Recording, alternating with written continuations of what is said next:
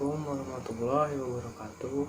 Saya Haji Rahmat Tiara. Di sini saya akan menerangkan tentang salah satu bab dari fisika dasar 2, yaitu tentang GGL, induksi dan induksi. Nah, topik di sini ternyata kelistrikan dapat dihasilkan oleh peristiwa kemagnetan.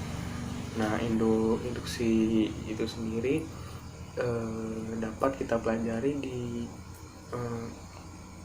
dan ditemukan oleh Michael Faraday pada tahun 1831.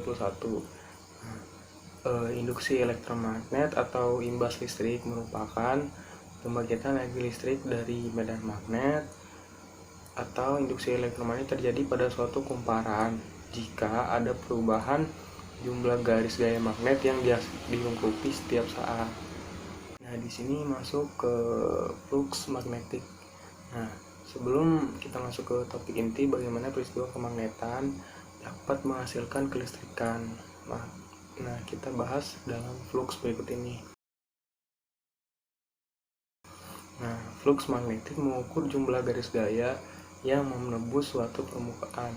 Flux magnetik didefinisikan sebagai V delta B kali dA sama dengan delta B dA cos theta, dengan sudut theta adalah antar sudut vektor B dan dA.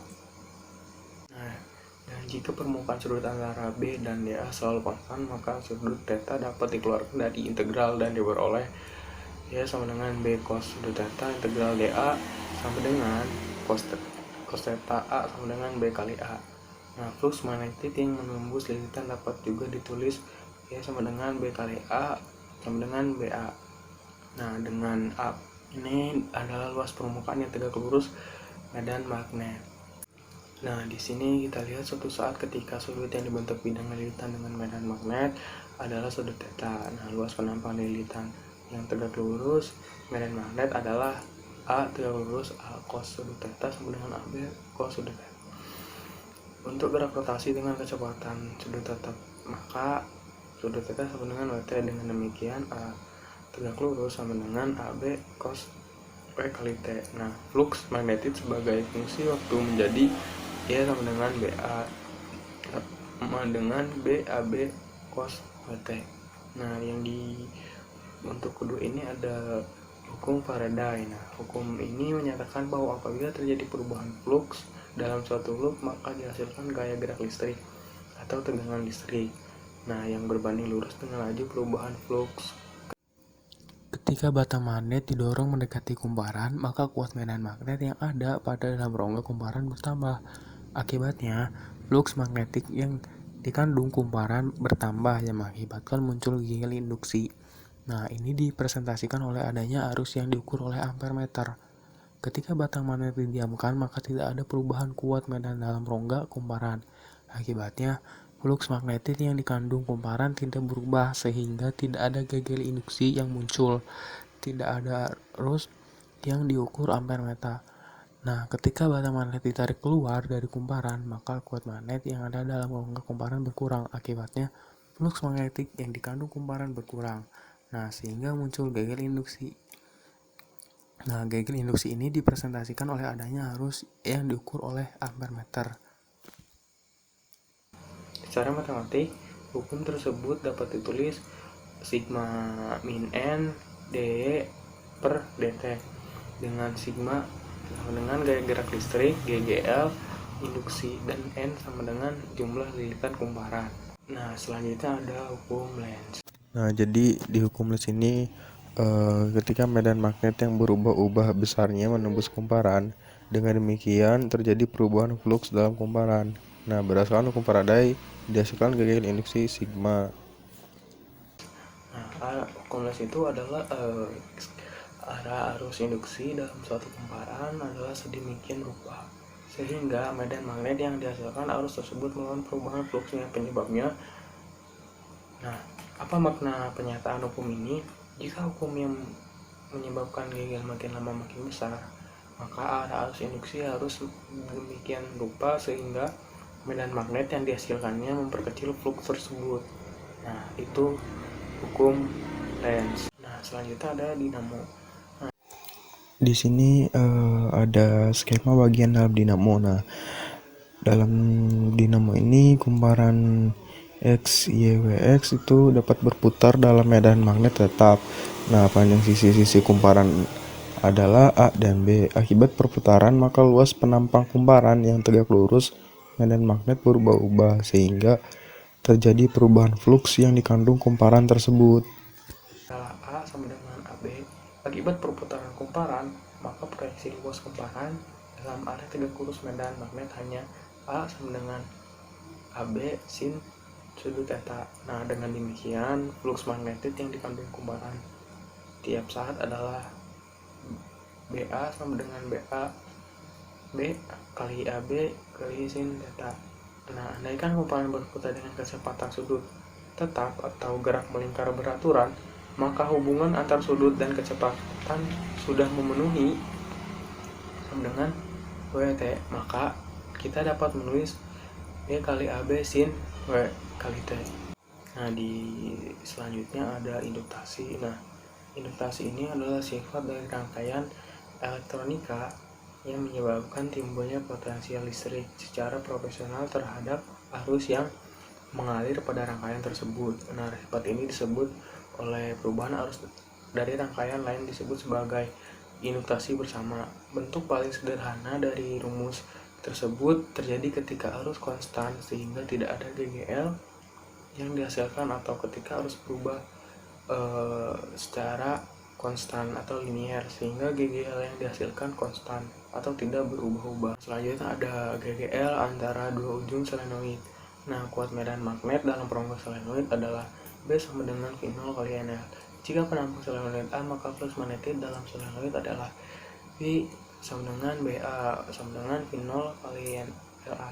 Oleh karena itu, berdasarkan hukum Faraday, GGL induksi yang dihasilkan solenoid adalah sigma sama dengan min N dV sama dengan min N. Nah, V0 NA sama dengan NA0 NA dl.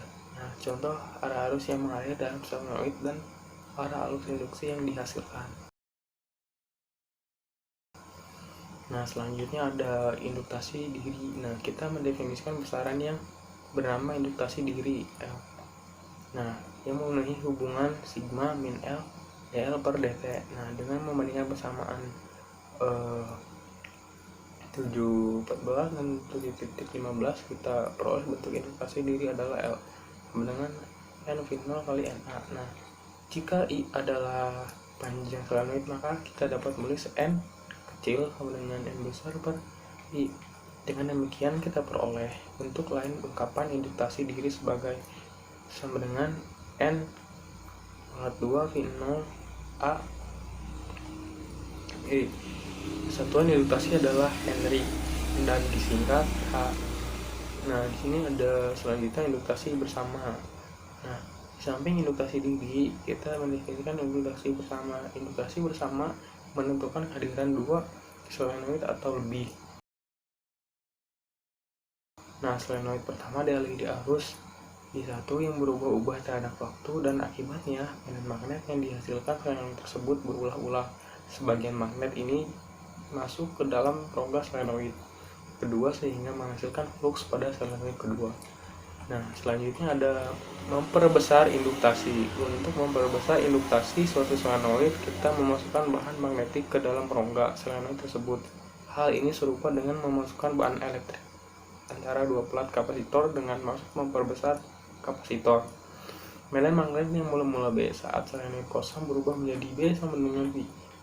Ketika di dalam rongga solenoid dimasukkan bahan magnetik dengan permeabilitas V, dengan demikian flux magnetik dalam solenoid ketika solenoid tersebut dilewati arus adalah V sama dengan V0 N kali A. GGL induksi yang dihasilkan arus adalah min N D V per dt sama dengan min N V0 NA dl per dt. Maka induktasi diri solenoid tersebut adalah L N V0 sama dengan N V0 N per 1A. Nah, selanjutnya ada energi medan magnet. Nah, di sini ada energi medan magnet.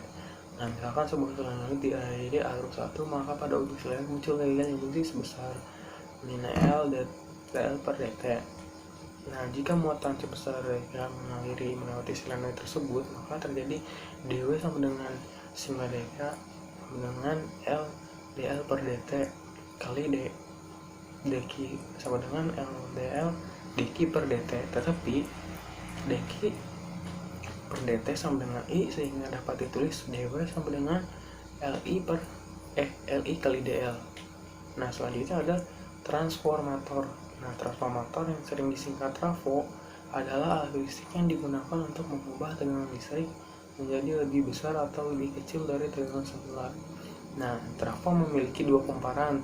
Secara umum, trafo memiliki dua kumparan. Kumparan primer di bagian input tempat tegangan listrik masuk ke dalam trafo, dan kumparan sekunder berada di bagian output trafo.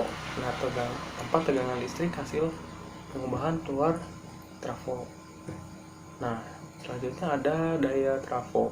Pada transformator arus dimasukkan pada kumparan primer, pada kumparan sekunder diperoleh arus. Karena adanya arus listrik menandakan adanya energi, maka energi yang dimasukkan ke kumparan primer dapat dideteksi pada kumparan sekunder.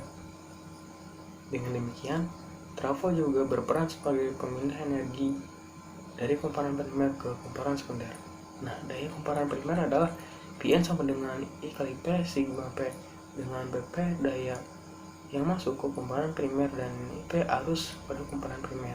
Nah, daya pada kumparan sekunder adalah Ps sama dengan I kali S sigma. Nah, dengan Ps daya yang masuk ke kumparan sekunder, Is arus pada kumparan sekunder.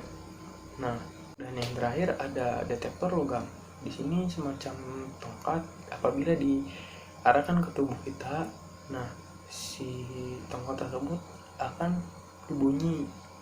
Nah, hal yang sama ketika kita akan check in ke bandara melewati pintu khusus, ketika kita membawa barang logam, di situ akan berbunyi. Nah, detektor logam secara prinsip terdiri dari dua buah lilitan yang orientasinya saling tegak lurus. Harus bolak-balik dialirkan ke lilitan besar, sehingga dihasilkan medan magnet yang berubah-ubah terhadap waktu di sekitar lilitan tersebut. Nah, untuk bab sekarang dicukupkan, kurang lebihnya mohon dimaafkan. Sekian dari saya. Assalamualaikum warahmatullahi wabarakatuh.